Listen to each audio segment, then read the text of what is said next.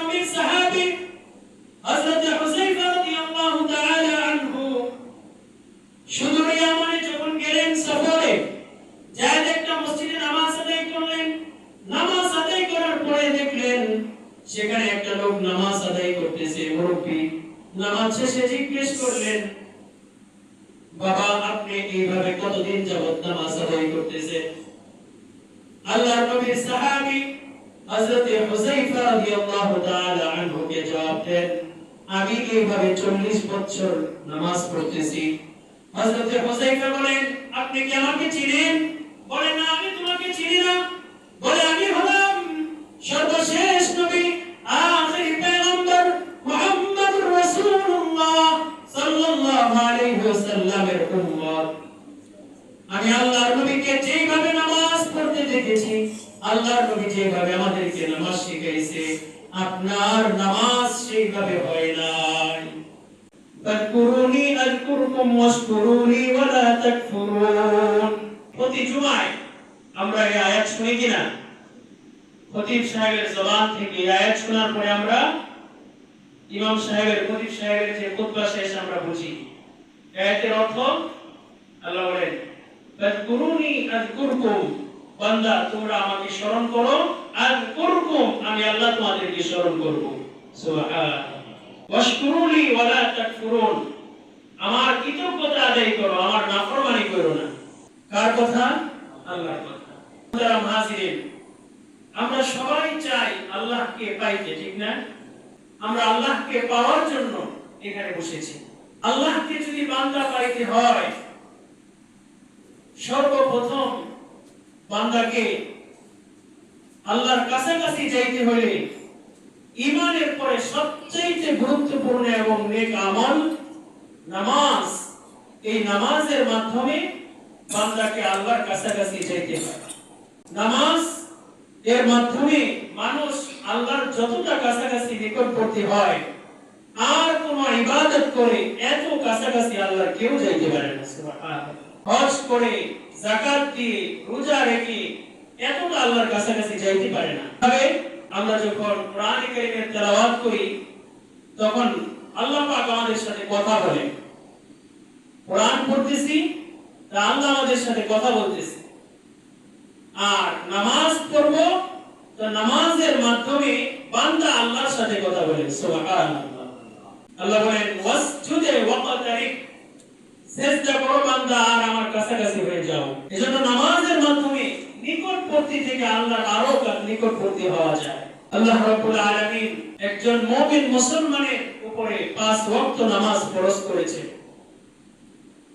সূরা বনী ইসরাঈল আল্লাহ বলেন, আকিমিস সালাতা লিদুলুকিশ শামসি ইলা গাসাকিল লাইলি ওয়া কুরআনাল ফাজর ইন্না কুরআনাল ফাজরি কানা মাশহুদা।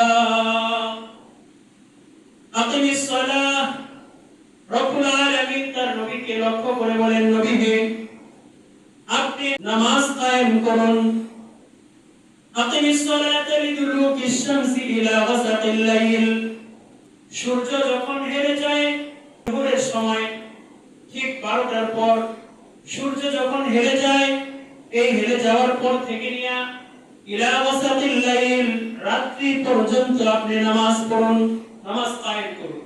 তাহলে সূর্য হেরে যাওয়ার পর থেকে যোহর, আসর, মাগরিব, ইশা কয় ওয়াক্ত হইল? 5 ওয়াক্ত না 4 ওয়াক্ত? 4 ওয়াক্ত। এরপরে রব্বুল আলামিন বলেন, ওয়া কুরআনাল ফাজর, আর ফজরে কোরআন পড়ো, অর্থাৎ ফজরের নামাজে কোরআনে কারীমের তেলাওয়াত করো। কেন কয় ওয়াক্ত হইল? 5 ওয়াক্ত।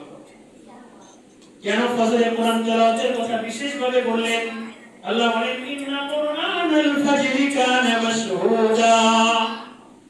ফজরে কোরআন এই কারণে পড়বা, কারণ ফজরে রাতে ডিউটিরত ফেরেশতারা ফজরের সময় বিদায় নেয়। রাদিয়াল্লাহু তাআলা আনহু, নবীজি যখন তার কাছে সর্বপ্রথম দাওয়াত দিয়েছে, দাওয়াত দেওয়ার সাথে সাথে ইসলাম গ্রহণ করেছে।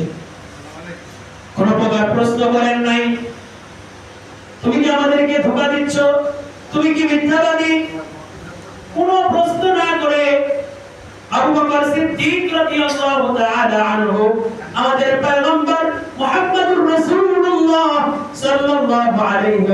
ইমানকে মেনে নিয়েছে তিনি বলেছেন লা ইলাহা ইল্লাল্লাহু মুহাম্মাদুর রাসূলুল্লাহ সাল্লাল্লাহু আলাইহি ওয়াসাল্লাম, যে আল্লাহ ছাড়া কেউ নাই আর মুহাম্মদ সাল্লাল্লাহু আলাইহি ওয়াসাল্লাম আল্লাহর রাসূল, এটা তিনি এক বাক্যে মেনে নিয়েছেন। সেই আবু বকর রাদিয়াল্লাহু তাআলা আনহু যখন নামাজে দাঁড়াইতেন, হাদিসের বর্ণনায় আসছে আবু বকর রাদিয়াল্লাহু আনহু যখন নামাজ পড়তেন, নামাজে দাঁড়াইতেন, তখন তিনি জাহান্নামের আয়াতগুলো যখন আসতো তিনি কান্নাকাটি করতেন, এত কাঁদতেন, তার পিছনে মুসল্লিরা পর্যন্ত তার কান্নার আওয়াজ শুনতো। শুধু আবু বকর তা নয়, হযরতে ওমর রাদিয়াল্লাহু তাআলা আনহু, আপনারা জেনে থাকবেন যে হযরতে ওমরের ব্যাপারে হাদিস শরীফের মধ্যে আসছে তিনি এত কঠোর মানুষ ছিলেন। সেই ওমর রাদিয়াল্লাহু তাআলা আনহুর মতো মানুষও নামাজের মুসল্লায় যখন দাঁড়ায় যাইতেন, এত আহ্বান করে নামাজের মধ্যে তিনি কান্নাকাটি করতেন, পিছনের সারিতে যে মুসল্লিরা দাঁড়ায় রয়েছে তারাও সেই কান্নার আওয়াজ পাইত। এমন ভাবে নামাজের গুরুত্ব দিয়েছেন। হযরত ওমর রাদিয়াল্লাহু তাআলা আনহুকে নামাজের মধ্যে শহীদ করে দেওয়া হয়েছে ছুরি আঘাত করে। হযরত ওমর রাদিয়াল্লাহু তাআলা আনহু যখন তার হুঁশ ফিরে আসলো, হুঁশ ফিরে পাওয়ার পর সর্বপ্রথম জিজ্ঞেস করলেন, ও আমার সাহাবী ভাইরা, ও আমার সাথীরা, জামাতে যে নামাজ চলতেছিল ওই নামাজ কি শেষ হয়েছে কিনা? কারো কথা জিজ্ঞেস করে না, কে আমাকে হত্যা করলো, কে আমাকে মারতে চাইলো, হত্যা করতে কে আমাকে চাইলো, এই কথা জিজ্ঞেস না করে প্রথম জিজ্ঞেস করলেন নামাজের কথা। আমি যে নামাজ পড়াইতেছিলাম নামাজটা কি শেষ হয়েছে? এইভাবে তাদের ইবাদতে মনোযোগ ছিল। বলতেছিলাম যুদ্ধের ময়দানে যখন সেই সাহাবী দুইজনকে পাহারাদার নিযুক্ত করলেন, আল্লাহর পয়গম্বর সাল্লাল্লাহু আলাইহি ওয়াসাল্লাম যে দুইজন সাহাবীকে পাহারা দিলেন, একজনের নাম হচ্ছে আম্মার ইবনে ইয়াসির রাদিয়াল্লাহু তাআলা আনহু, আরেকজনের নাম আব্বাদ ইবনে বিশর রাদিয়াল্লাহু তাআলা আনহু। হযরত আম্মার ইবনে ইয়াসির ঘুমন্ত ছিলেন, আব্বাদ ইবনে বিশর রাদিয়াল্লাহু তাআলা আনহু নামাজে দাঁড়ায় ছিলেন, নামাজ পড়তেছিলেন। নামাজ পড়তে পড়তে সূরা কাহফ তেলাওয়াত করতেছিলেন।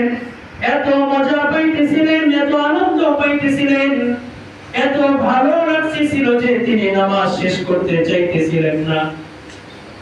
এদিকে শত্রু দল দূর থেকে লক্ষ্য করে দেখলো রাতের বেলা একজন লোককে দেখা যাচ্ছে।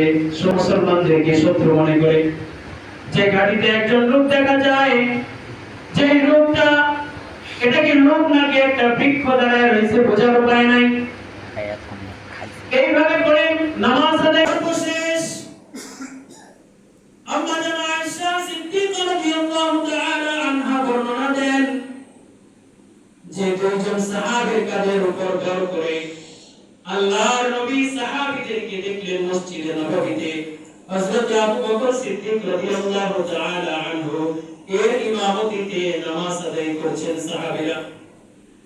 নবীজি খুশিতে কান্না করতেছেন যে এই নামাজ কায়েম হওয়ার জন্য, নামাজ যাতে সমাজে প্রতিষ্ঠিত হয়। তায়েফের ময়দানে আমার রক্ত ঝরাইছে কাফেরেরা, উহুদের ময়দানে দান্দান মুবারক শহীদ হয়েছে। আজকে সেই মুবারক দৃশ্য আল্লাহ পাক আমাকে দেখায় দিয়েছেন। আল্লাহ যদি আমাকে জিজ্ঞেস করে, ও আমার হাবিব, আপনি আপনার উম্মতকে কোন হালতে রেখেছেন, আমি আল্লাহর কাছে জবাব দিতে পারবো, আল্লাহ আমি আমার উম্মতকে নামাজের হালতে রেখে আসছি। নামাজকে কত পছন্দ করতেন আল্লাহ রাসূল সাল্লাল্লাহু আলাইহি ওয়াসাল্লাম। এইভাবে করে শেষ মুহূর্তে কখনো হুঁশ আসে, কখনো বেহুশ হয়ে যায়। সর্বশেষ নবীর জবান থেকে যে বাক্যটা উচ্চারিত হয়েছে, আল্লাহর নবী বলেছেন আসসালা আসসালা ওয়া মা মালাকাত আইমানুকুম, ও আমার উম্মতেরা নামাজ নামাজ নামাজকে তোমরা ছেড়ে দিও না, নামাজের ব্যাপারে যত্নবান হও, আর তোমাদের অধীনস্থ যারা আছেন তাদের ব্যাপারে যত্নবান হও। আল্লাহ সে কথাই বলেন উতলু মা উহিয়া ইলাইকা মিনাল কিতাবি ওয়া আকিমিস সালাহ, নবী হে আপনার উপর যে কোরআন নাযিল করা হয়েছে আপনি তা উম্মতের মাঝে পাঠ করুন আর নামাজ কায়েম করুন। কারণ কি ইন্নাস সালাতা তানহা আনিল ফাহশাই ওয়াল মুনকার, নিশ্চয়ই নামাজ আপনাকে অশ্লীলতা থেকে বাঁচায় রাখবে। ওয়ালা যিকরুল্লাহি আকবার, আর মনে রাখবেন আল্লাহর জিকির অনেক বড়, এটা বড় দামি জিনিস। জিকিরে ফিকিরে চলা, কাজ করতেছেন ক্ষেতের মধ্যে আস্তাগফিরুল্লাহ আস্তাগফিরুল্লাহ জবানে জারি রাখেন। সকালবেলায় ঘুম থেকে উঠছেন, আল্লাহ তাআলার নাম সবার আগে নেন। আলহামদুলিল্লাহিল্লাযী আহইয়ানা বা'দামা আমাতানা ওয়া ইলাইহিন নুশুর, ঘুম থেকে উঠে আল্লাহর প্রশংসা আদায় করেন। মুহতারাম হাজিরিন, এমন ভাবে নামাজ আদায় করতে হবে যে নামাজ আমাদেরকে অশ্লীলতা থেকে বাঁচায় রাখবে। আল্লাহর নবীর সাহাবী হযরত হুযায়ফা রাদিয়াল্লাহু তাআলা আনহু সুদূর ইয়ামানে যখন গেলেন সফরে, যায় একটা মসজিদে নামাজ আদায় করলেন। নামাজ আদায় করার পরে দেখলেন সেখানে একটা লোক নামাজ আদায় করতেছে, মুরব্বি। নামাজ শেষে জিজ্ঞেস করলেন, বাবা আপনি এইভাবে কতদিন যাবত নামাজ আদায় করতেছেন? আল্লাহর নবীর সাহাবী হযরত হুযায়ফা রাদিয়াল্লাহু তাআলা আনহু কে জবাব দেন, আমি এইভাবে 40 বছর নামাজ পড়তেছি। হযরত হুযায়ফা বলেন, আপনি কি আমাকে চিনেন? বলেন, না আমি তোমাকে চিনি না। বলে, আমি হলাম সর্বশেষ নবী, আখির পয়গম্বর মুহাম্মদুর রাসূলুল্লাহ সাল্লাল্লাহু আলাইহি ওয়াসাল্লামের উম্মত। আমি আল্লাহর নবীকে যেভাবে নামাজ পড়তে দেখেছি, আল্লাহর নবী যেভাবে আমাদেরকে নামাজ শিখাইছে, আপনার নামাজ সেইভাবে হয় নাই। মুহতারাম মুসল্লিয়ান ইকরাম, আমাদেরকে নামাজ পড়তে হবে যেভাবে আল্লাহর নবী শিক্ষা দিয়ে গেছেন সাহাবায়ে কেরামকে, সাহাবায়ে কেরাম তাবেঈনদেরকে, তাবেঈনরা তাবেঈনদেরকে, এইভাবে করে নবীর ওয়ারিসদের কাছে নায়েবে নবী যারা আছে আলেম উলামা, তাদের কাছ থেকে সঠিক নামাজ শিক্ষা করতে হবে। আল্লাহু আকবার অর্থ জানি না, নামাজের অর্থ, নামাজের মধ্যে কি বলতেছি জানি না, যার কারণে নামাজের মজা পাই না। নামাজ পড়তে বিরক্তি লাগে, কিন্তু নামাজ তো বিরক্তির জিনিস না, নামাজ তো আরামের জিনিস, নামাজ তো আল্লাহর কাছে কাছাকাছি যাওয়ার একটা মাধ্যম।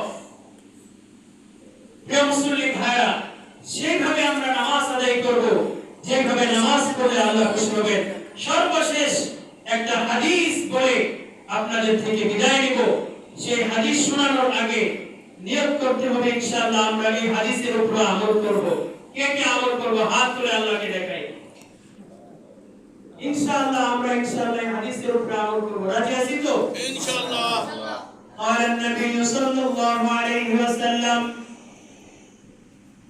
من صلى لله 40 يوما, আল্লাহর কোন বান্দা যদি আল্লাহর জন্য 40 দিন লাগাতার তাকবীরে উলার সাথে নামাজ আদায় করে, ইউদিরিকুত তাকবীরাতুল উলা, যে তাকবীর ইমাম সাহেব সর্বপ্রথম দেয়, আল্লাহু আকবার বলে যে তাকবীর দিয়ে নামাজে প্রবেশ করে, ওই তাকবীর বলার সময় যদি আমি 40 দিন লাগাতার প্রথম তাকবীর বলার সময় যদি আমি নিয়ত বাঁধতে পারি ইমাম সাহেবের সাথে, 40 দিন তাকবীরে উলার সাথে নামাজ আদায় করতে পারি, তাহলে রব্বুল আলামিন আমাদেরকে দুইটা পুরস্কার দিবেন।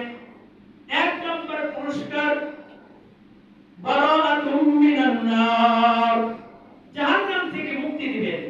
যে জাহান্নাম থেকে মুক্তি পাওয়ার জন্য আমরা রবের কাছে গোলামি করি, 5 ওয়াক্ত মসজিদে এসে রবের কদমে লুটায় পড়ি, সেই রবকে পাবো এবং জাহান্নাম থেকে মুক্তি পাবো, জান্নাতে চলে যাব। সুবহানাল্লাহ। 2 নম্বর, কেউ যদি 40 দিন লাগাতার তাকবীরে উলার সাথে নামাজ আদায় করে, আল্লাহ পাক তাকে বারাআতুম মিনান